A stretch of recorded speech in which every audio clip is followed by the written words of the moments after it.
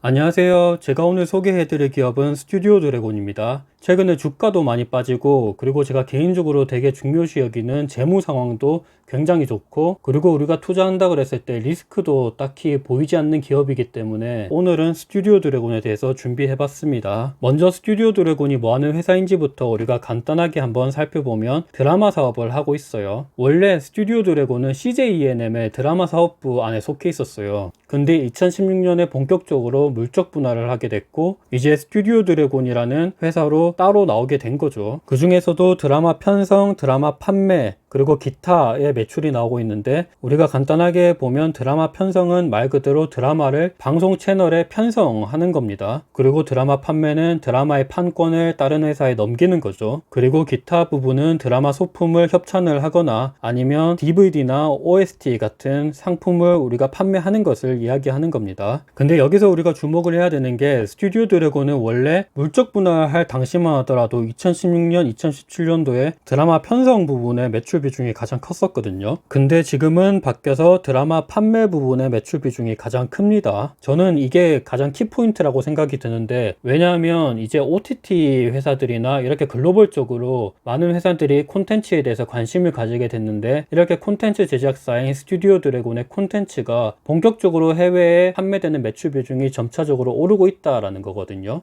여튼 이 부분에 대한 이야기는 계속해서 제가 말씀을 드릴 텐데, 여기서 일단 우리가 주목을 해야 되는 점은 드라마 판매 부분의 매출 비중이 지금은 가장 크다라는 겁니다. 스튜디오 드래곤의 지분 관계에 대해서 잠시 살펴보면, 스튜디오 드래곤의 최대 주주는 CJ ENM이고 CJ ENM의 최대 주주는 CJ입니다. 그러니까 스튜디오 드래곤은 CJ의 계열사라는 거고, 스튜디오 드래곤이 가지고 있는 자회사로는 문화창고, 화인담 피처스, KPJ, GT스틸 같은 회사들이 있습니다. 스튜디오 드래곤의 지분 구성을 좀 세부적으로 보면 CJ ENM이 55% 정도 가지고 있고, 보시면 네이버랑 넷플릭스가 지분을 또 가지고 있죠. 이 부분도 우리가 투자 포인트라고 생각이 드는데, 네이버랑은 작년 말쯤에 지분 교환을 했었죠. 네이버의 지분을 스튜디오 드래곤이 일정 부분 가져가고, 스튜디오 드래곤의 지분을 네이버가 일정 부분 가져가는 것으로 지분 교환을 했는데, 거의 지금 네이버가 6%가량 들고 있습니다. 이렇게 지분 교환을 했다라는 것 자체가 앞으로 계속해서 협업을 하겠다라는 이야기고, 이 점을 우리가 또 중요시 여겨야 되는 게, 네이버가 가지고 있는 네이버 웹툰 IP가 여러 가지가 있죠. 근데 스튜디오 드래곤은 이 네이버 웹툰 IP를 기반으로 해서 또 다른 콘텐츠를 제작할 수 있다라는 점에 있어서 우리가 이 시너지 효과를 한 번 더 집중을 해볼 수 있을 것 같습니다. 그리고 글로벌 OTT 회사인 넷플릭스가 스튜디오 드래곤의 지분을 5%가량 들고 있다라는 것 자체도 앞으로 계속해서 스튜디오 드래곤의 드라마가 넷플릭스라는 OTT 쪽으로 편성이 될 수 있다라는 것을 긍정적으로 볼 수 있을 것 같아요. 앞서 말씀드렸다시피 스튜디오 드래곤의 지금 가장 많은 매출 비중을 차지하고 있는 것이 드라마 판매입니다. 제가 그 부분을 가장 중요시 여기는 이유가 바로 이 차트를 통해서 볼 수 있어요. 보시면 2017년 이후로 스튜디오 드래곤의 판매 매출이 계속해서 올라가고 있어요. 그렇다면 이 매출 중에서 하필 판매 매출이 계속해서 올라가고 있냐, 그 이유를 우리가 살펴보면, 그 이유는 바로 해외 판매 매출 비중이 계속 올라가고 있다는 점이죠. 원래 기존에는 콘텐츠 회사라는 것 자체가 국내 시장에서만 한정이 돼 있었어요. 근데 이제 본격적으로 K-팝, K-콘텐츠, K-웹툰, K-소설, 이런 K-문화 자체가 해외적으로 인기를 많이 끌다 보니까 이런 콘텐츠 제작사인 스튜디오 드래곤도 점차적으로 이익을 보고 있다라는 거죠. 이 수치는 해외 판매 비중이 계속해서 올라가고 있고, 현재는 거의 80%가량이 해외로 판매가 이루어지고 있다라는 점에 통해서 인기가 충분히 있다라는 것을 우리가 알 수 있을 것 같습니다. 보시면 지난 2015년에서 2017년은 드라마 편성 부분이 가장 많은 매출 비중을 차지했는데, 이제는 다르죠. 드라마 판매가 가장 많은 매출 비중을 차지하고 있습니다. 이 부분에 대한 이유는 해외로의 판매가 계속해서 늘어나고 있기 때문입니다. 보시면 국내랑 해외 판매를 합친 부분은 계속해서 올라가고 있고, 특히나 그 중에서 해외로의 매출이 계속 증가하고 있다는 것을 우리가 알 수 있죠. 그래서 지금은 80%가 넘었고, 이는 또 우리가 긍정적으로 생각을 할 수 있는 게, 국내는 어찌 보면 한정된 시장 규모인데 해외 시장은 진짜 무궁무진하니까, 이 점은 우리가 또 어찌 보면 밸류에이션을 새롭게 할 수 있는 근거가 될 수 있다고 생각이 듭니다. 스튜디오 드래곤의 드라마 판매 매출이 어떻게 이루어지는지를 우리가 생각을 해보면 드라마 작품 수, 그러니까 양에다가 드라마 판매 단가, 가격을 곱하면 그게 바로 매출이 나오겠죠. 그런데 우리가 왼쪽 차트를 통해서 드라마를 판매하는 양은 계속해서 올라가고 있다는 것을 우리가 알 수 있죠. 그래서 남은 문제는 가격인데, 최근 들어 이 가격도 계속 오르락 내리락 하는 모습을 보이고 있다가 어찌 보면 저점은 계속 올라가고 있고 고점도 조금씩 올라가고 있음을 우리가 알 수 있습니다. 근데 이러한 추세는 앞으로 계속해서 가속화될 수 있다고 생각이 드는 게 글로벌 OTT 회사들이 본격적으로 경쟁을 하기 시작했죠. 그래서 자기네들끼리 어찌 보면 콘텐츠를 확보하기 위해서 계속 천문학적인 돈을 쓰고 있는데, 이 콘텐츠 제작사인 스튜디오 드래곤은 이를 통해서 판매 단가를 올릴 수 있게 하는 계기가 될 수 있다고 생각이 들어요. 그래서 지금은 양은 계속 올라가고 있는데 이 가격도 만약에 폭발적으로 올라간다 그러면 스튜디오 드래곤의 매출은 진짜 폭발적으로 더 오를 수 있다라고 생각이 듭니다. 그리고 기존에 가지고 있던 드라마 작품뿐만이 아니라 새롭게 제작하는 드라마 편수도 계속해서 올라가고 있습니다. 이름에 따라서 매출액도 계속 올라가고 있음을 우리가 이 차트를 통해서 볼 수 있습니다. 저는 이 부분을 되게 중요시 여기는데, 네이버와 지분 교환을 했다라는 거죠. 이 말은 네이버와 계속해서 시너지 효과를 내겠다라는 것을 의미하기도 하는 거거든요. 실제로 스위트홈이라는 드라마를 보셨는지 잘 모르겠지만 되게 히트를 친 드라마죠. 이 스위트홈도 네이버 웹툰을 원작으로 한 IP입니다. 네이버와 협업을 해서 탄생한 드라마죠.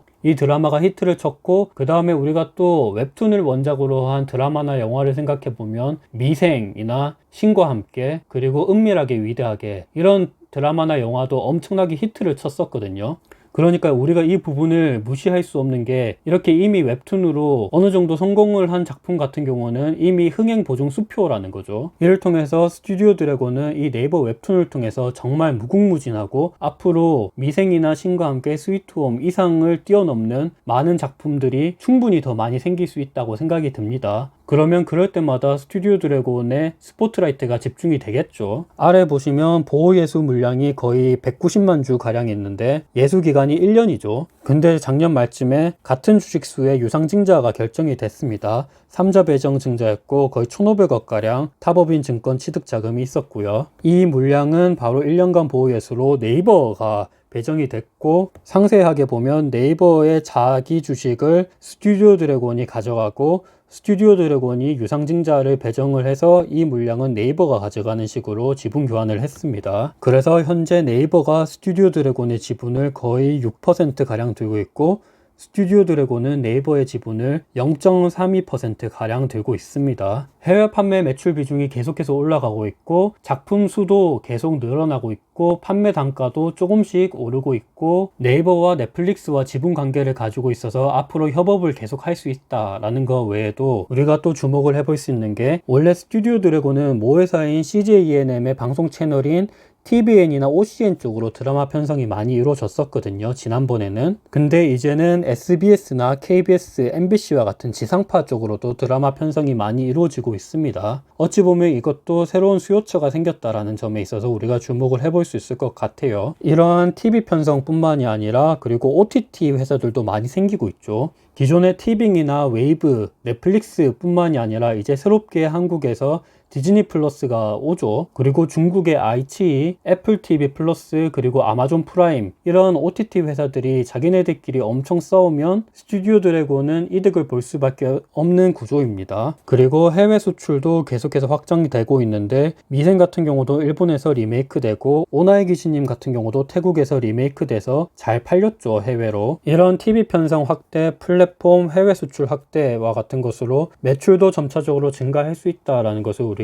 체크해 볼 수 있을 것 같아요. 실제로 OTT 시장 규모는 연평균 26.3% 계속 늘어나고 있는데 이 추세는 앞으로 계속 더 늘어날 것입니다. 그리고 이거는 미래의 일이긴 하지만 만약에 자율주행차가 진짜 나온다 그러면 그 자율주행차 안에서 새롭게 어떤 문화를 소비할 수 있는 산업의 패러다임이 생길 수 있다는 거죠. 그러면 여가 시간이 많이 생길 텐데, 그럼에 따라서 차 안에서 콘텐츠를 소비할 수 있는 시간이 많이 생기기 때문에 이 점도 우리가 주목을 해볼 수 있을 것 같습니다. 2년 전까지만 하더라도 2019년도에 1개의 드라마 편수를 공급을 했었는데 작년에 2개, 이제 올해는 9개, 내년에는 두 자릿수 이상까지 예상을 하고 있어요. 또한 스튜디오 드래곤은 국내 콘텐츠 제작사 최초로 미국 드라마의 제작을 참여하기도 하는데, 보시면 스카이댄스랑 애플TV 플러스랑 공동 소유하는 조건으로 더 빅도어 프라이즈라는 것을 제작을 합니다. 이 미국 드라마를 우리가 또 눈여겨봐야 될 게, 왜냐하면 매출 규모가 한국 드라마 대비 10배라는 수준이기 때문에 이 시장 규모 자체가 엄청나게 다르다라는 거죠. 그래서 여튼 스튜디오 드래곤은 신시장 개척을 위해서 글로벌적으로 드라마 사업도 추진을 하고 있다라는 점도 우리가 투자 포인트라고 생각을 할 수 있을 것 같습니다.